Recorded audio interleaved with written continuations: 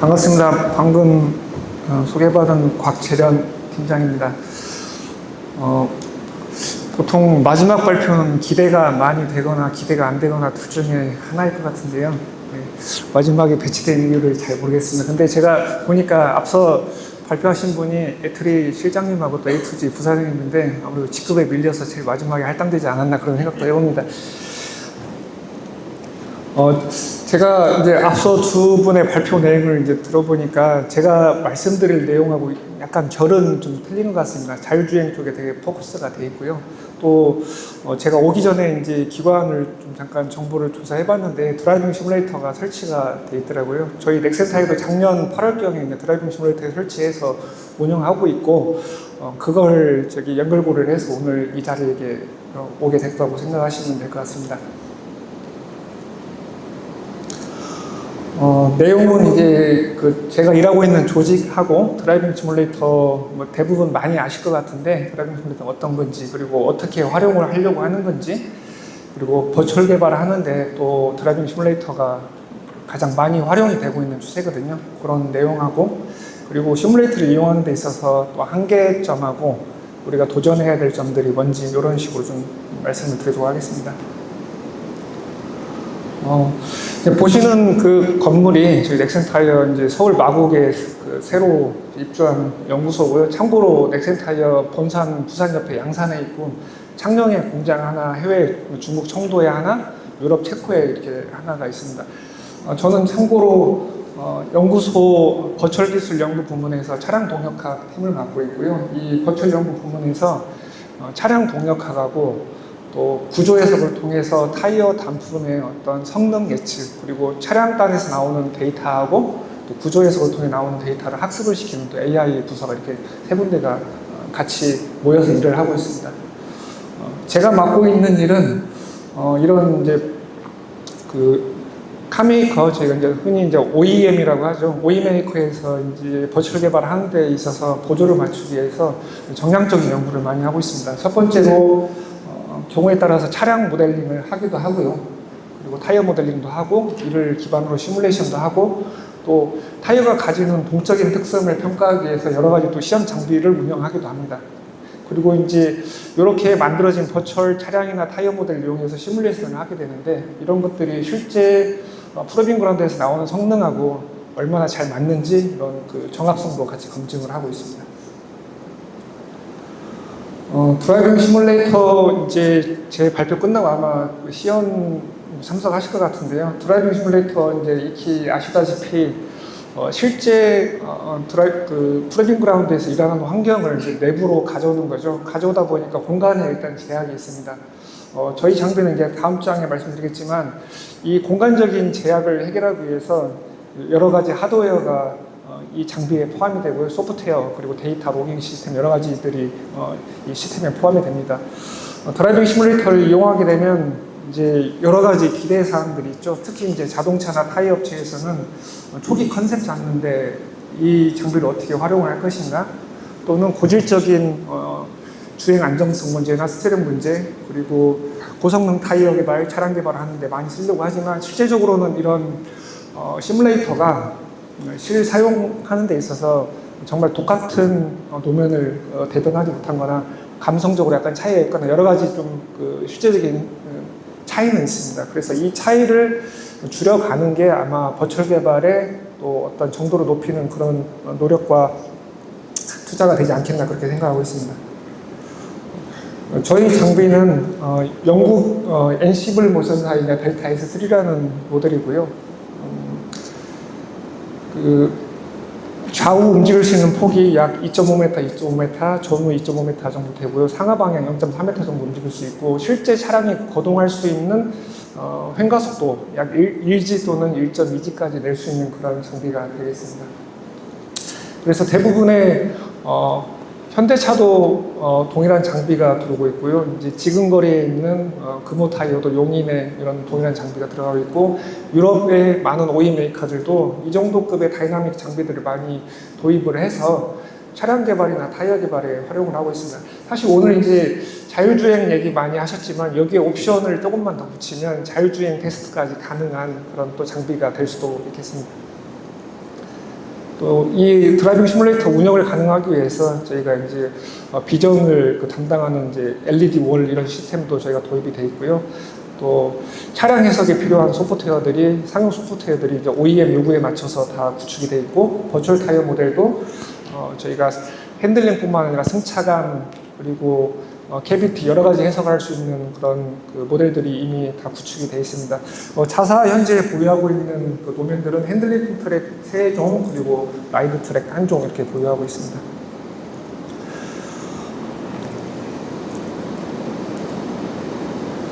그러면 이 장비를 자동차나 타이어 업체에서 어떻게 쓸 것인가 좀 의구심이 있을 수도 있는데요. 드라이빙 시뮬레이터가 이제 출발하게 된 이유가 이제 여러 가지가 있을 거라도 생각하지만 저희 차량이나 타이어 어떤 시뮬레이션, 나아가 이제 버추얼 개발 그리고 자율주행 이런 것들을 이제 고민하는 사람들은 정량적인 감성의 정량화를 되게 갈망하고 있습니다. 어떻게 하면 이걸 맞출 것인지. 왜냐하면 타이어도 마찬가지고 차량도 마찬가지고 이런 그 타이어나 차량을 어떤 장비에 올려서 평가를 하게 되면 정량적인 데이터들이 나오거든요. 이 정량적인 데이터들은 타이어 레벨에서 차량 레벨까지 연결할 때는 아주 잘 맞습니다. 근데 이게 감성의 영역으로 가면 잘 맞지 않습니다. 그래서 저희가 이런 오프라인 해석이나 오브젝티브 이런 차량 계측 시험을 하게 되면 어떤 차량의 설계인자 또는 타이어의 설계인자들이 잘 반영이 돼서 현실적으로 잘 맞지만 감성 영역을 가게 되면 잘 맞지 않습니다. 어떤 때는 잘 맞지 않는 그런 경우가 있기 때문에 저희가 이 시뮬레이터를 이용해서 이런 감성의 정량화 고리를 어떻게 하면 좀 맞출 수 있을까. 맞추게 되면 저희가 설계 초기 단계에서부터 감성적으로 적어도 어느 정도 수준까지 맞출 수 있는 그런 설계를 초기 단계부터 할 수가 있을 거거든요. 그래서 현재도 저희가 시뮬레이터 도입한 지 얼마 안 되지만 버추얼 개발을 내부적으로 이렇게 하다 보면 100% 잘 맞는 경우도 있고 전혀 맞지 않는 경우도 이렇게 혼재하고 있습니다. 그래서 저희가 이제 그런 부분들을 이제 개발하면서 운영하면서 잘 활용을 해야 되는 그런 부분이라고 생각하시면 될 것 같습니다. 그리고 이런 시뮬레이터가 있으면 저희가 테스트 드라이버끼리 이제 코릴레이션 할 수도 있다고 생각합니다. 왜냐하면 이제 저희도 테스트 드라이버들의 감성적인 어떤 피드백에만 의존을 하다 보니까 사람인지라 컨디션에 따라서 동일한 어떤 제품을 오늘 평가하고 내일 평가하고 또 결과가 달라질 수 있거든요. 그래서 드라이빙 시뮬레이터에 마스터 드라이버를 두고 여러 테스트 드라이버를 코릴레이션을 하게 되면 또 그런 목적으로 잘 사용을 하실 거라 생각하고요. 그리고 저희가 가장 강력하게 또 시행하려고 하는 부분이고 많은 기대를 하고 있는 부분들이 타겟 캐스케이딩이거든요. 어떤 차량의 컨셉이 주어지면 이 컨셉에 가장 충실한 타이어는 어떻게 개발할 것인가.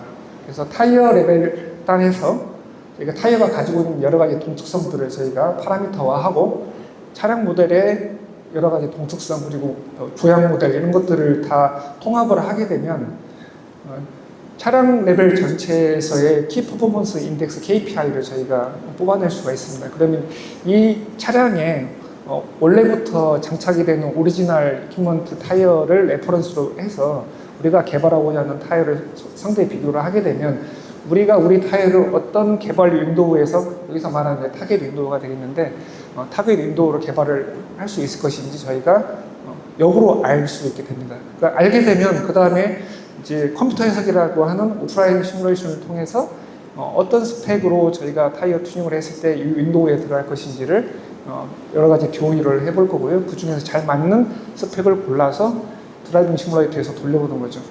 드라이빙 시뮬레이터가 기존의 컴퓨터 해석하고 가장 다른 부분은 사람이 직접 어떤 토크, 필링인 거죠. 그 감을 느낄 수 있냐 없냐이기 때문에 기존의 컴퓨터 해석의 한계를 넘어서 직접적으로 실차 환경에서 평가할 수 있는 그런 막강한 힘이 있다고 생각하시면 될 것 같습니다. 이렇게 드라이빙 시뮬레이터에서 걸러진 가상의 타이어 모델 또는 가상의 차량 조합을 바탕으로 해서 저희가 흔히 말하는 몰드를 만들고 피지컬 타이어 또는 피지컬 차량을 만들어서 실제 프로빙 그라운드에서 평가를 하게 되면 저희가 지금 모든 산업에서 기대하고 있는 개발 기간과 비용을 충분히 줄일 수 있다. 그렇게 보고 저희가 업무를 진행하고 있습니다. 그리고 이제 마지막으로 디지털 트윈을 그러면 어떻게 실행을 할 것인가. 디지털 트윈 가장 중요한 부분이거든요. 버추얼 개발하는 데 있어서 약간은 이제 어려운 개념일 수도 있는데 저희 내부적으로 돌아가고 있는 프로세스를 간단히 설명드리면 타이어의 동특성을 평가할 수 있는 장비에서 타이어의 어떤 파라미터를 뽑아내고요. 또 차량의 파라미터를 뽑아낼 수 있는 여러 가지 또 장비들이 있습니다. KNC 장비 또는 SPMD 장비라고 불리는 장비를 통해서 차량의 서스펜션 특성들을 뽑아내고요. 이걸 이제 가상의 이제 비클 모델을 만들게 되는 거죠. 이 만들어진 모델을 컴퓨터에서 오프라인 해석을 하게 되면 어떤 정량적인 데이터가 나오거든요. 차량의 횡가속도 거동은 어떻고 요 거동은 어떻고 이런 것들이 나오거든요. 그러면 이건 감성의 영역이 아니다 보니까 저희가 아웃도어에서 계측기를 달고 계측을 하게 됩니다. 그러면 정량 대 정량이 비교가 가능하고 정량적으로 갭이 나는 부분들은 타이어 또는 차량의 어떤 모델의 스케일링을 통해서 저희가 여기서 말하는 레퍼런스 오브젝티브 밸리데이션을 수행을 하게 됩니다. 그래서 이렇게 레퍼런스 오브젝티브 밸리데이션이 되게 되면 이 모델을 가지고 이 모델 자체는 가상하고 또 실제 어느 정도 디지털 트윈이 완벽하지는 않지만 된 모델이기 때문에 시뮬레이터에서 한번 타볼 수 있는 거죠. 시뮬레이터에서는 앞서 말씀드린 것처럼 감성의 영역이기 때문에 감성 결과를 기반으로 해서 실제 이 타이어가 가질 수 있는 감성 평가를 또 아웃도어에서 수행을 하고 또 정량적인 결과가 얼마나 차이가 나는지를 다시 비교를 해서 두 번째 밸리데이티드 레퍼런스 디지털 트윈을 만들게 됩니다.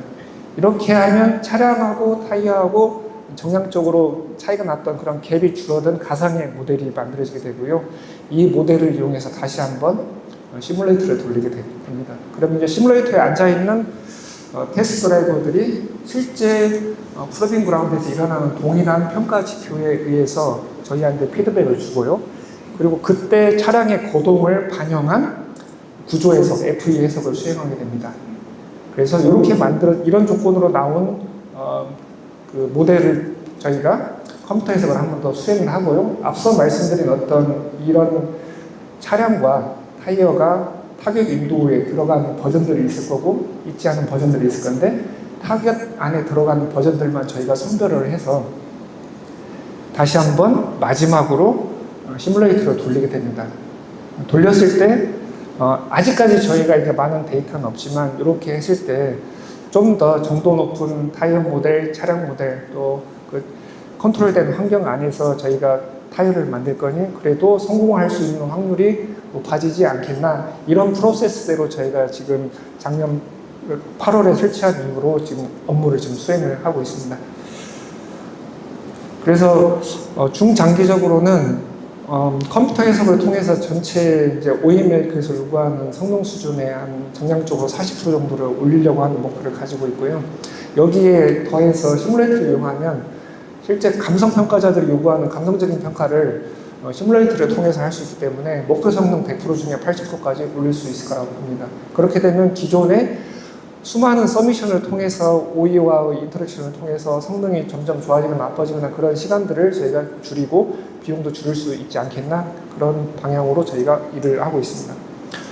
그러면 이제 저희가 사실 장비를 도입하기 전에 저희가 2024년에 도입을 했지만 도입하기 1년 전에 유럽에 있는 자동차 업체들하고 사전 POC를 했거든요. 일종의 실증을 좀 했었거든요. 그래서 이 실증을 하기 위해서 저희가 피지컬 타이어 직접 레퍼런스가 되는 피지컬 타이어 개발도 하고 또 이 타이어의 동특성 평가도 하고 오프라인 해석도 하고 드라이빙 시뮬레이터 평가도 하고 최종적으로 이렇게 만들어진 타이어를 실제 감성 평가를 해서 얼마나 잘 맞는지 그 1년 동안의 활동을 간단하게 요약을 해봤습니다. 첫 번째로 저희가 이제 타이어 개발뿐만 아니라 모든 산업군에서도 그럴 거라고 생각을 하는데요. 저희가 어떤 제품을 개발하기 위해서 레퍼런스가 있어야 됩니다. 저희도 타이어 업체에서도 탑티어가 되는 어떤 레퍼런스 업체들이 많이 있거든요. 이 레퍼런스 타이어가 장착이 된 차량, 그 차량을 이용해서 그리고 이 레퍼런스 타이어가 우리가 개발하려고 하는 타이어가 얼마만큼 차이가 나는지 정량적으로 일단 분석을 하게 됩니다. 왼쪽에 보시는 그림은 이제 다들 운전하실 건데 핸들을 꺾게 되면 타이어가 이렇게 꺾이게 되고요. 이제 슬립앵글이라고 하는데 슬립앵글이 발생할 때 타이어 그 차량을 측방향으로 밀어주는 그런 힘이 얼마만큼 발생하는지 그걸 이제 지표화 해가지고 이 지표의 크고 작고 또는 적정성에 따라서 차량의 성능들이 좀 좌우되는 그런 특성들이 있습니다. 그래서 초기에 저희가 레퍼런스 타이어하고 우리 타이어하고 정량적으로 얼마만큼 차이가 나는지 이제 분석을 하고요. 이게 그러면 과연 시뮬레이션 단에서 얼마만큼 차량 해석을 통해서 얼마만큼 차이가 나는지 보기 위해서 두 가지 매뉴버를 수행을 하게 됩니다. 첫 번째 매뉴버는 이제 운전자가 차량에 탑승해서 타이어 설계 인자에 따라서 어떤 순간적인 반응을 캐치할 수 있는지 이제 보는 그런 매뉴버가 되겠고요. 두 번째 프리퀀시 매뉴버는 이 차량과 타이어가 결합된 시스템이 어떤 시스템인가, 입력을 1을 넣으면 2가 나오는지 1.5가 나오는지 그런 분석하는 매뉴버가 되겠습니다. 그래서 여러 가지 사실 비교할 수 있는 KPI가 있는데요. 좀 여러 가지 좀 정리를 했고 대표적으로 한두 사례만 보여드리면 레퍼런스가 예를 들어서 스티어링 휠 앵글 그라디언트가 이 정도 있는데 우리 타이어가 이 정도 있기 때문에 좀 줄여야 된다. 어떤 특성을 우리 걸 좀 늘려야 된다. 그러면 이 성능을 만족하기 위해서 어떻게 가야 되냐. 그래서 저희는 이제 크게 세 가지 케이스로 이제 공유를 해봤습니다. 앞서 말씀드린 타이어가 측방향으로 내는 힘을 전륜을 좀 더 강한 케이스와 두 번째 후륜을 강한 케이스, 마지막으로 전륜과 후륜을 다 키운 케이스를 잉으로 버추얼로 모델링을 해서 시뮬레이션 한번 더 돌려보고요.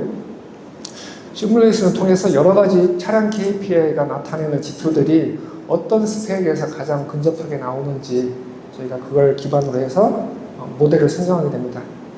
그리고 요즘 또 AI 시대죠. 그래서 저희 회사 내부적으로 여러 가지 AI 예측 툴들이 있습니다. 그래서 앞서 설정된 컨셉을 기반으로 해서 여러 가지 AI 타이어 모델들을 만들고요.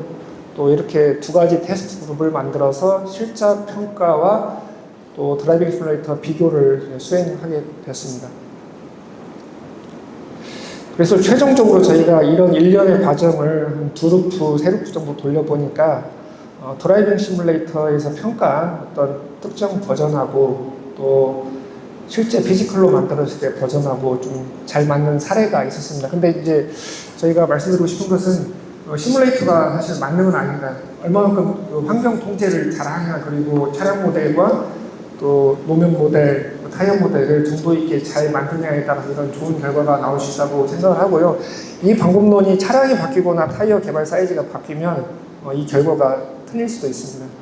그래서 저희가 지금 장비를 사용하기 시작한 지 지금 얼마 안 됐기 때문에 이런 데이터들을 지금 계속 쌓아가려고 지금 하고 있습니다. 다섯 번째로 드라이빙 시뮬레이터를 이용하기 위해서 좀 고민되는 부분들이거든요. 이제 앞서 말씀드렸지만 첫 번째가 이제 디지털 트윈입니다. 꼭 저희가 주행해야 되는 노면 모델도 필요하고 차량 모델도 필요하고 타이어 모델도 필요합니다. 타이어 모델은 이제 저희가 타이어 회사이기 때문에 가상의 모델들을 만들 수 있고요. 노면 모델은 또 저희가 접근하기 어려운 그런 노면들도 있거든요. 그래서 서드파티하고 꼭 협업이 필요한 상황이고, 차량 모델은 저희가 OE하고 프로젝트를 수행하면서 보통 받는 경우도 있지만 받지 못하는 경우는 저희가 직접 제작을 해야 되는 경우가 있기 때문에 이 세 곳에서 제대로 어떤 협업이 이루어지지 않는다고 하면 아무리 좋은 시뮬레이터가 있다고 하더라도 시기적절하게 운영하는 데는 좀 어려움이 있습니다. 두 번째로 장비의 모션 제약이거든요. 이제 여기 아이카에 설치한 장비는 돔 타입의 어떤 드라이빙 시뮬레이터고 0.8G 정도까지 낼 수 있는 걸로 지금 들었고요. 그리고 레일도 장방향 20m 정도 설치가 되어 있어서 경우에 따라서 브레이킹 테스트 또는 레터럴 테스트가 다 가능할 거라고 보는데, 저희 장비는 이제 앞서 말씀드린 것처럼 어떤 10곱하기 10 공간 안에 장비가 설치가 되어 있고 좌우로 움직일 수 있는 폭이 2.5m, 10 플러스 마이너스 2.5m, 앞뒤 2.5m라서 사실 프로빙 그라운드에서 실제 테스트 드라이버가 평가할 수 있는 동일한 조건을 가져오기가 어렵습니다. 그렇기 때문에 흔히 말하는 스케일을 얼마만큼 주느냐에 따라서 고속도로로 따지면 1차선만 이용을 할 수 있든지 아니면 4차선까지 평가를 할 수 있는지 결정이 되게 됩니다. 근데 여기서 보시는 것처럼 1대1, 100% 큐잉을 하게 되면 저희가 실제 프로빙 그라운드에서 평가하듯이 동일한 감각으로 드라이빙 시뮬레이터에서 평가를 할 수가 있습니다. 그러면 뭐가 문제냐고 하면 실제 타이어 차량 개발할 때 선형 구간뿐만 아니라 비선형 구간까지 정말 시비하게 핸들을 돌리면서 차량 타이어 평가를 하거든요. 그런 영역까지 평가를 할 수 없게 됩니다. 그런 영역까지 평가를 하려고 하면 이렇게 4대1, 25% 큐잉까지 늘려야 되는데 이렇게 하면 실제 모든 영역을 커버할 수 있지만 운전자가 어떤 입력을 했을 때 차량의 모션이 나한테 느껴지는 게 약간 둔하게 됩니다. 이 부분을 없애기 위해서 여러 가지 이제 와셔 필터나 어떤 튜닝을 조정을 해야 되는데 이런 부분들이 아마 이제 드라이빙 시뮬레이터를 운영하는 입장에서는 향후 큰 숙제가 되고 걸림돌이 될 수 있을 거라고 봅니다. 마지막으로 이제 저희 내부적으로 지금은 그 차량과 타이어가 결합된 어떤 시스템에 그 리니어한 핸들링 성능 육성을 드라이빙 시뮬레이터를 이용해서 지금 포커스 두고 있는데 이제 스텝 바이 스텝으로 좀 더 고급화된 스티어링 모델 그리고 고급화된 노면 그리고 고급화된 타이어 모델을 이용해서 단순히 어떤 리니어 존에서의 타이어 핸들링 성능뿐만 아니라 런리니어, 익스트림까지 그리고 승차감까지 이 조그만 공간 안에서 시뮬레이터가 설치된 조그만 공간 안에서 가상의 활동을 통해서 개발을 하고 비용을 절약하고 시간을 절약해서 또 국가적으로는 또 국내에서도 경쟁력을 갖추는 그런 장비로 활용을 하려고 내부적으로 많이 고군분투하고 있습니다. 이상으로 발표를 마치도록 하겠습니다. 감사합니다.